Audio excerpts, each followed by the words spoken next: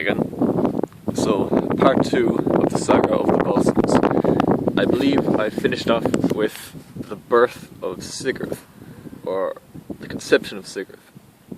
Now, yes, so the story then skips like 17 years, and Sigurd is now a young man, and his foster father, who is his uncle, so Sigmund's, he's an uncle anyway, and his name is Regan. There's also another character called Regan, but this one's just completely different. And it is said of Sigurd that he should be king, but in order to be king, he needs to prove himself in some way. Now, he wants to go on an adventure to prove himself as king, but Regan advises that first he should avenge the death of his father. So his father was murdered was killed in battle by a man called Lingvis, and Sigurd then goes to Helgi, who is Sigurd's half-brother. And Helgi and Sigurd then venture to Gothland in Sweden, Jetaland, Gautland, and there they eventually track down Lingvis while he's bathing, and Sigurd chops up his head and brings it back. So he's proved that he's avenged his father's death. Sigurd then asks Regan if there's anyone around who can make him a good sword for him to be king. And Regan tells him of a dwarf who's also called Regan, who lives in the ancient forest. Sigurd goes to this Regan, and Regan makes him 2 swords, but both of them break when Sigurd strikes him down on an anvil. Sigurd then goes back to his mother, who is Hjördis, and asks her if she still has the parts of Gram, of Sigmund's magical sword left, and she says she does. So she gives them to Sigurd, and he goes back to Regan to see if he can reforge Gram. Regan says he can do it, but he wants Sigurd to undertake a certain task first for him to prove himself if he makes the sword for him, that is. And Sigurd agrees, so Regan forges Gram for Sigurd again, and he tells him of a dragon called Fafnir, who is guarding a huge amount of treasure, and he wants Sigurd to kill Fafnir. Sigurd asks how Fafnir became a dragon, and Regan tells the story. Now here, a huge digression can be made if we were to take other stories from the Volsungs cycle, and you could piece together quite a large digression here, which features around this treasure, in particular a magic ring. But I'm just going to tell the abbreviated version, which is relevant to this version of the story.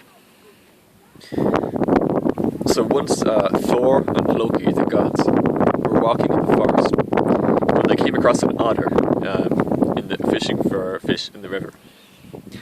Loki said to Thor, "I bet I can hit that otter with a stone," so he throws a stone and kills it. However, when they approach the otter, they find it's not an otter, but it's a dwarf. And a dwarf announces himself. He says he's Otter, and he says he has a very powerful father called Nibelung, who is the king of the dwarves. And he's going to demand quite a large weregild for his son Otter. Now, Thor and Loki don't want to anger the king, but they also don't want to pay any of their own treasure to him. So they go to another dwarf called Angvar, and they trick Angvar into giving him his treasure. And they bring it to Nibelung. And Nibelung says that he wants Otter's body to be covered in gold in order for the weregild to be exacted. So the gods cover his body with gold, but there's still a whisker showing. Now, when Angvar handed over his treasure to Thor, he warned him. He was reluctant to give over one particular ring, and when Thor insisted upon getting that ring too, Angvar said it would be the death of anyone who owns it. But he gave it anyway, and the treasure then went to Nibelung, with the final whisker on the body being covered by the magic ring. Now, I don't need to tell the long story here, but lots of people die over the treasure, and over time the treasure grows in size. Each time somebody is killed for the treasure gets bigger.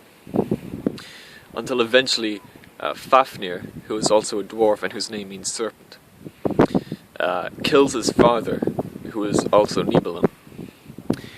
And Regan is again one of his sons, who is a brother of Fafnir.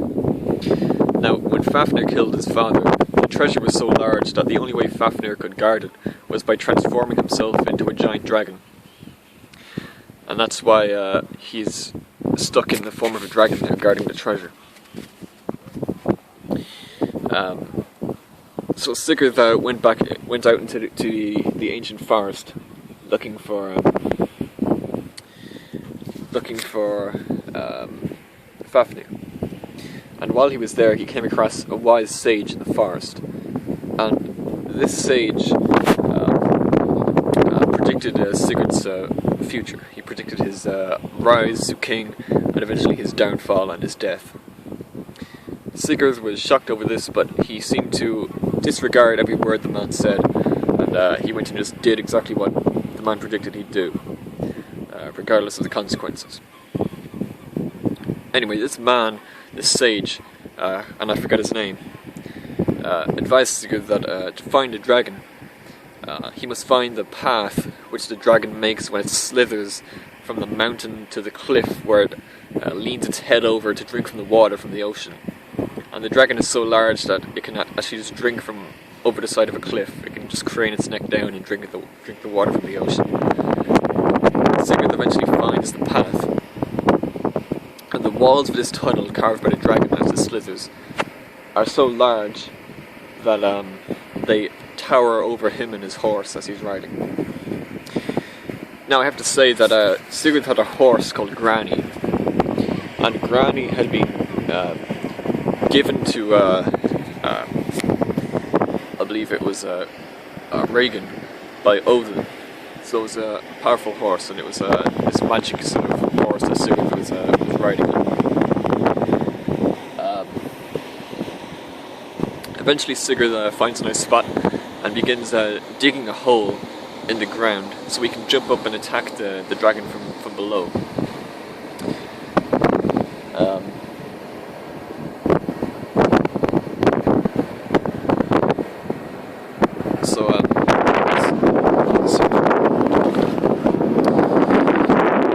So Sigurd is digging this hole when a one-eyed man with a grey cape approaches him and tells him, "Don't dig the hole there, but rather dig a hole inside the tunnel, and in the tunnel itself dig several holes to catch all the blood from the dragon, so that when you stab the dragon, the blood doesn't get on you, because dragon blood is poisonous, apparently," this one-eyed man told him.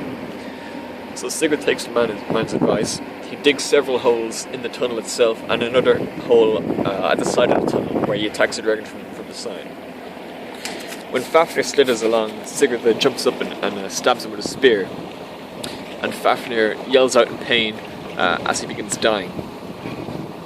Fafnir thrashes about, and eventually he keeps asking Sigurd what Sigurd's name is, and what the name of his father is. Now, in society back then, people believed that if you tell them your name or your father's name, a dying man can curse you. So Sigurd was reluctant to tell the dragon. But after a while, seeing the dragon in pain, Sigurd felt pity on him, and he said, "I'm Sigurd, Sigmund's son." And after this, the dragon didn't curse him, but rather the dragon just began having a conversation with Sigurd. And Fafnir told Sigurd his story again, how he became a dragon, and then he died, he passed away. Sigurd at this point completely forgot what the one-eyed man had told him, and he was so overcome by bloodlust that he began drinking Fafnir's blood. Yeah, I guess sort of the life vindicated life power. Yeah, I guess it makes sense drinking your enemy's blood. And Sigurd then went back to Regan. Regan congratulated Sigurd, and he said, "Well done on killing the dragon, but you've also killed my brother. And for this, I want you to do one final thing for me to compensate for killing my brother." He says, "I want you to cut out Fafnir's heart and cook it for me so I can eat it." So Sigurd cuts out Fafnir's heart, and he brings it back to the pit, or to the hearth, and cooks it on a spit. But much like in the story of Phil McCool and the Salmon of Knowledge, when Sigurd is testing the heart to see if it's done cooking, he puts his thumb on it. He burns his thumb and sucks it, and he then can understand the language of birds. And he hears two birds tweeting in the tree. They say how Sigurd would be wise to eat the entire heart for himself because he'd gain all the knowledge in the world if he did so. And furthermore, Regan is a suspicious character.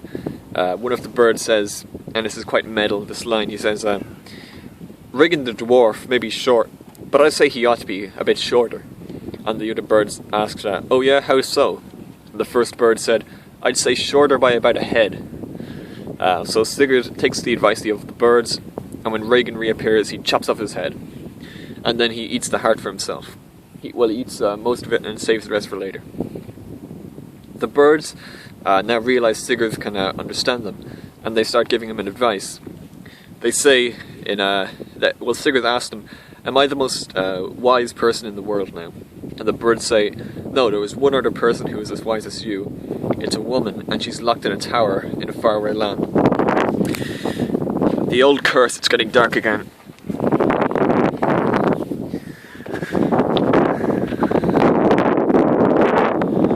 So Sigurd goes to find this woman, and he finds the tower where the woman is in the land of Fafnir. He rides up to it and finds that the woman inside is put in a suit of armor, which is so tight that it is almost like it's part of her flesh. He cuts the armor off her, and she wakes up, and she tells him her name is Brynhild. Now Brynhild gives her story now as to how she came locked in the tower. She says she was a Valkyrie, and one day, it is another parallel to this in Irish mythology. One day there was a certain battle, and Odin wanted one man to die, but Brynhild fell in love with this man and kept him alive for as long as possible, making sure no one could harm him.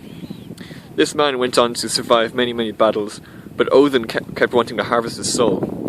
Brynhild kept disobeying him, however, killing other men who Odin didn't want, and letting this man alive. So Odin punished her by locking her away in the tower with armor. And he put so she was locked away like that. Eventually, they started discussing how wise they were.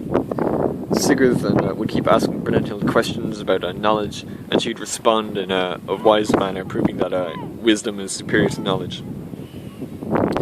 So Sigurd may know everything in the world, but he's still a naive young man, basically.